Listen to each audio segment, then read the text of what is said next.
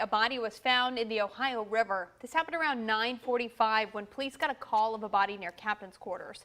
The LMPD was joined by Anchorage Fire and EMS and the Coast Guard to recover that body from the water. As of this morning, the person has not been identified. We're also working to learn the exact cause of death. This morning, we're focusing on the uptick in violence across the metro, and it's evident in those numbers that you see on your screen. According to the LMPD, officers have responded to 181 non-fatal shootings so far this year. Now, that's up 12% from last year. Also, Metro Police are reporting 72 homicides so far this year. That is up 7%. Now, this is especially concerning for Metro leaders as schools prepare to let out for summer. Taylor Woods and photojournalist Ian Hardwitt look into the plans from community leaders to keep kids safe this summer. On Nichols View Court, family members arguing, shooting and killing each other May 3rd. Today we're dealing with individuals in our community who will soon shoot someone and possibly even take a life as a result of just having a beef. And in another case, two roommates fighting over the last Hot Pocket snack in the house on May 22nd. People in your own household. I think we had a situation a couple weeks ago where somebody shot somebody over a Hot Pocket. No one died, but then on Saturday, a man was shot here in the 1500 block of Catalpa Street in an argument the victim says was over a lawnmower. Fights that should never escalate to killing. And we've seen it was in families. I think we had a father kill a son. You know, I don't know what it was all about. Metro Police say people are too quick to pull the trigger over social media fights or gang revenge. And with school being out, several community leaders fear for young people, saying there must be activities to keep youth busy. Making sure that you throw at the table, making sure that you feel safe, that they're heard, that they feel engaged, and that there's actually something for the youth to do. Organizations like the Neighborhood House are doing just that. There is something to do for people of all ages, from toddlers, teenagers, to senior citizens through their summer program. If you want kids to dream big, you have to show them big things. And so that's what we're trying to do, is really show kids big things. Zion Smith, a Metro Youth Cabinet representative in District 15, echoes that giving youth hope will motivate them to stay on a consistent track. Giving them the ability to pursue their dreams, to go to college if they want to go to college, or provide tools if they want to jump into the workforce, that's also fine.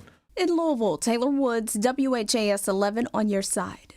The Neighborhood House says its mission is to create a community of opportunity. It works on its mission year-round. To find out how you can get involved, we've got a link posted in the story on WHAS11.com. Kentucky State Police have released new body and dash cam video of a shooting from February that involved a Louisville police officer. Kentucky State Police say officers responded to the Chenault Road in PRP on reports of a woman with a gun pointing it at nearby homes. When officers got there, they found Candy Basil with a gun. You see her highlighted on your screen there. You can hear in the video several commands given by police for her to drop it. Drop the gun! Drop it! Drop it! Drop it! Drop it! I'm killing you! I'm killing you! 3319, hold on. Put it down! Put it down, honey! He says Officer Donald Wyatt, a 19-year veteran, fired his gun. Basil, who had a known history of mental health crises, survived the shooting.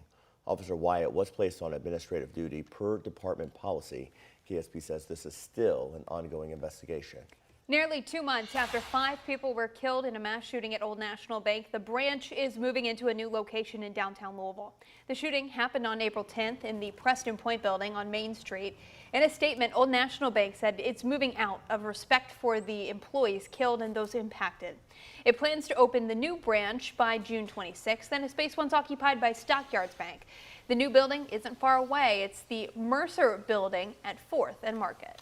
Members of a national horse racing oversight group are going to be at Churchill Downs today investigating that string of horse deaths at the track. 12 horses have died at the track since mid-April. Yesterday, in response, the Horse Racing Integrity and Safety Authority, or HISA as it's known, held an emergency summit on equine veterinarians.